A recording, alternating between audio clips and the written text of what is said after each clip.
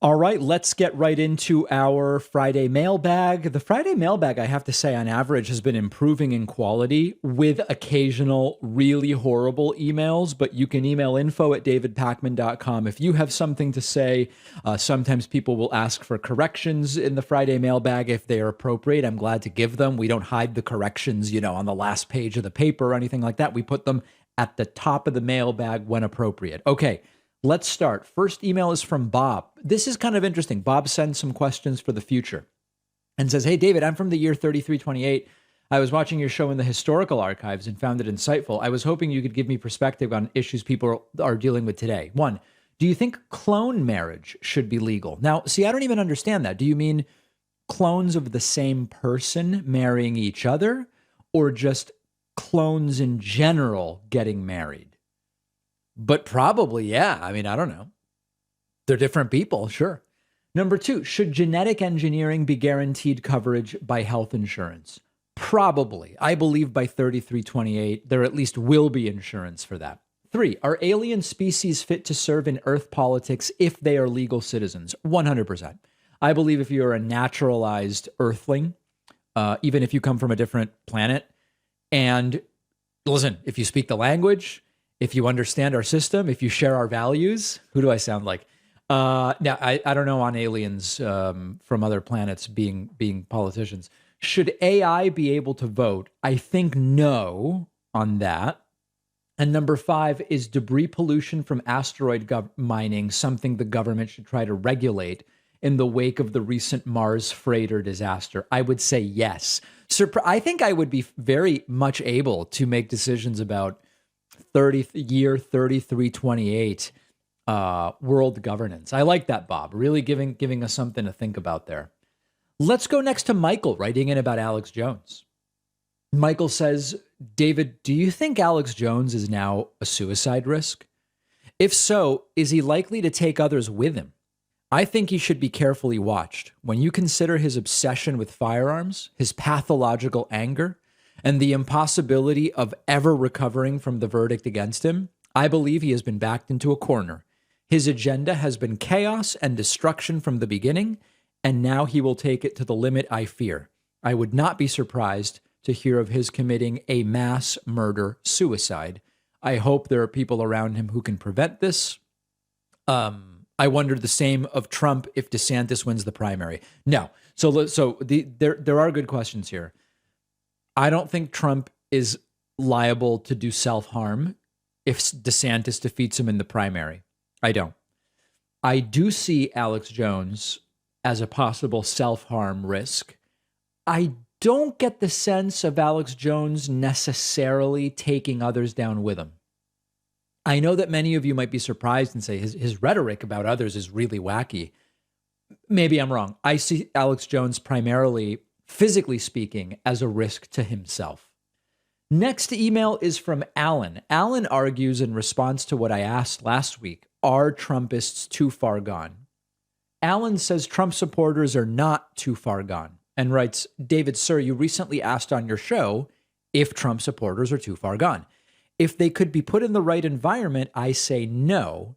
However, many Trump supporters only consume TV programs that reinforce their positions or are being funneled into extremist media in their social media by AI.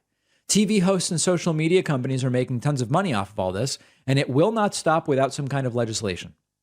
The legislation is not coming because these people are voting in more extreme politicians who either have the same goals or also profit. I have lost a friend, but she was not lost to Trump at first. She was funneled into QAnon by Twitter. If I ever get the motivation, I'll send some old chat threads. They are insane." I do agree with one aspect of this, which is I do think a complete environmental shift for these Trumpists would have an impact because we have a study that says that. I don't know if it was like 9 months or maybe a year or 18 months ago. We had a study that measured the effect. What happens if you take Trumpists, or I think it was like Fox News viewers, people who primarily or exclusively get their news from Fox. You take them out of that and you give them a month of something different, and they tested a few different something differents. And their views did begin to change, but it required getting off of the Fox News. So I agree with Alan. Very difficult to make that happen. Carl wrote in with one of the many corrections about my interview with My Pillow CEO Mike Lindell. As I told you all, it's really hard to correct everything when someone tells hundreds of lies during an interview. One of the things Pillow claimed was that all the 2020 election lawsuits that were thrown out for standing and not on the merits. It turns out that's not true. Carl wrote to me about it and said, please pin Mike Lindell down next time on the 60 election suits issue. Most were dismissed for lack of evidence, not the right-wing claim repeated a trillion times that they were all dismissed for lack of standing. This is an easy one with court document proof. Yes, great information. If he's back on or if someone else tries that talking point on me, I will be prepared. It can be really difficult to prepare for every talking point. And I didn't have specific examples in front of me. Brewster also wrote in about the interview with Mike Pillow. Says, David, I'm a big fan and I count on you to provide me the latest and most accurate news. However, I do have some criticism about your interview with Mike. It was unnecessary for you to correct Mike's mispronunciations. It made you look like you were trying to demonstrate how much more educated you are than him. There were far more important topics to cover. So the only correction I made was that he pronounced Kamala Harris's name incorrectly. And for me, that's not about education. Right-wingers don't even respect her enough to learn how her name is said. I believe there is much more to the constant mispronunciation of Kamala Harris's name for these right-wingers. Why do the left-wingers, it's not education, why do the left-wingers know how to pronounce it and the right-wingers don't? I believe there is a xenophobic, racist component to it, and it's an indirect. I mean, listen, guys, it's when I jokingly say Tulsi Gabbard, right? What am I doing when I do that? We all know what I'm doing, okay? I'm doing it on purpose. With them, I don't know if they just don't actually respect the person enough to know what their name is. I know it's not Dan Bongino, it's Dan Bongino. All right. Next email is from James. Would the Army using electric vehicles convince right-wingers to go electric? Another left progressive YouTuber brought up that the Department of Defense is looking for a new light recon vehicle and intend on that being an electric vehicle. The current proposal is a militarized version of General Motors' Hummer electric vehicle. He thinks this will be what pushes the anti-electric vehicle right into embracing EVs because that crowd has a strong pull towards trying to imitate the military. I'm not so sure that the right's desire for tactical is strong enough to wipe out the stupid impression that EVs will somehow emasculate them. Yeah, I agree. If the military became known for really rugged electric vehicles, I do believe that that would push a bunch of right-wingers to at least be open to electric vehicles. The electric F-150 has made significant inroads. I don't know the status of the electric Hummer, but sounds like that maybe that would as well.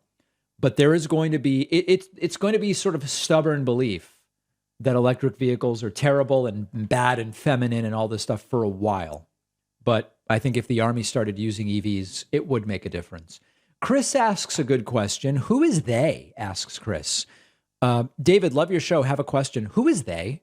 Why is it that the right always says they are taking your rights? They don't want you to know. They hate America.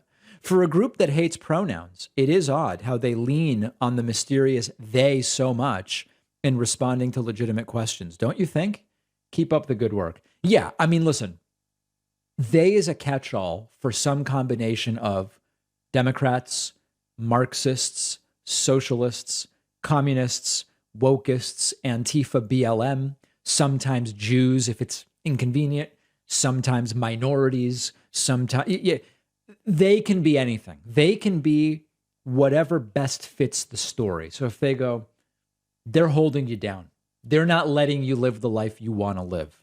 Could be anybody. And depending on whether the story is about the US government or some shadowy elite cabal or who knows, it's just a fill in the blank and they'll just go through it and try again until they get something that fits. Now I have to say, sometimes the word they does come naturally once you've already made clear who you're talking about. So sometimes I'll say in a story, I'll open it by saying the most religious element of the American right wing has decided that they are going to vote on election and election only. And then I'll say more stuff. And then later I'll say they. I'm referring back to that same very most religious element of the American right wing, I try to remind myself I should try to restate who it is I'm talking about to avoid falling into this they thing. So Chris's email is a good reminder. Busta wrote in about voter fraud. I actually can't tell if this is for real.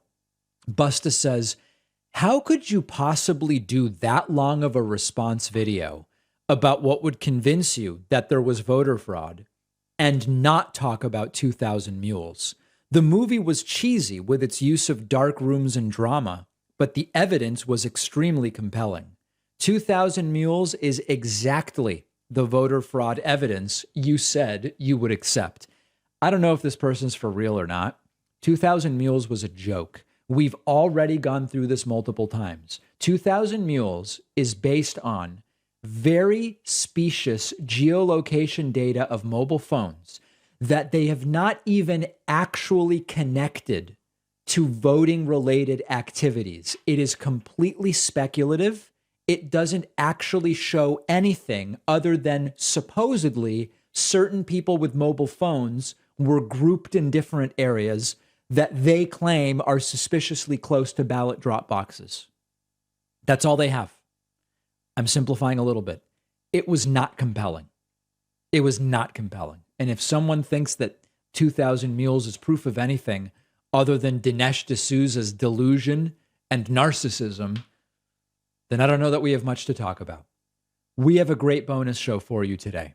Don't miss the bonus show. Oh, the bonus show where you want to make money, but everybody else that makes money to fund themselves is bad. Yeah, especially in this era of Alex Jones hating the bonus show. Thank your lucky stars every day you're not Dave Pacman. Well, all right, Alex. Thank you very much. It is a great time to sign up at joinpacman.com. Joinpacman.com, coupon code BIGVOTING22. Just a couple weeks left before the big voting day. Hope you'll sign up, and I'll see you on the bonus show.